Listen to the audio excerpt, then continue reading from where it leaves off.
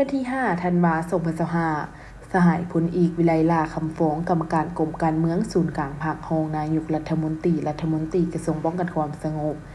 ได้ต้อนรับการเข้าเยี่ยมคำนับของสหายพลโทเวียนวันรองรองรัฐมนตรีกระทรวงป้องกันความสงบเวียดนามพร้อมขณะที่ได้เดินทางมาเคลื่อนไหวเฮ็ดเวียกอยู่สาธารณรัฐประชาธิปไตยประชาชนลาว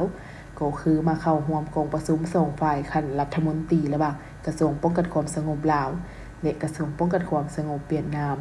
ว่าด้วยการร่วมมือสกัดกั้นต้านอาชญากรรมรักษาความเป็นระเบียบเรียบร้อยทางสังคมและสกัดกั้นต้านยาเสพติดที่เข่งจำกัดในวันที่6ธันวาคม2025การเข้าเยี่ยมคำนับในครั้งนี้สหายพลโทเวียนบรรลงรองรัฐมนตรีกระทรวงป้องกันความสงบเวียดนามได้รายงานผลการร่วมมือสกัดกั้นต้านอาชญากรรมต้านยาเสพติดในระยะผ่านมาของกระทรวงป้องกันความสงบลาวและกระทรวงป้องกันความสงบเวียดนามให้ท่านรองนายกรัฐมนตรีได้รับทราบโอกาสนี้สหายรองนายกรัฐมนตรี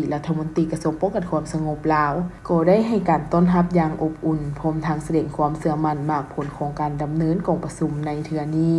จะสามารถสร้างความเข้มแข็งให้กำลังตำรวจทั้งสองกระทรวงป้องกันความสงบลาวเวียดนาม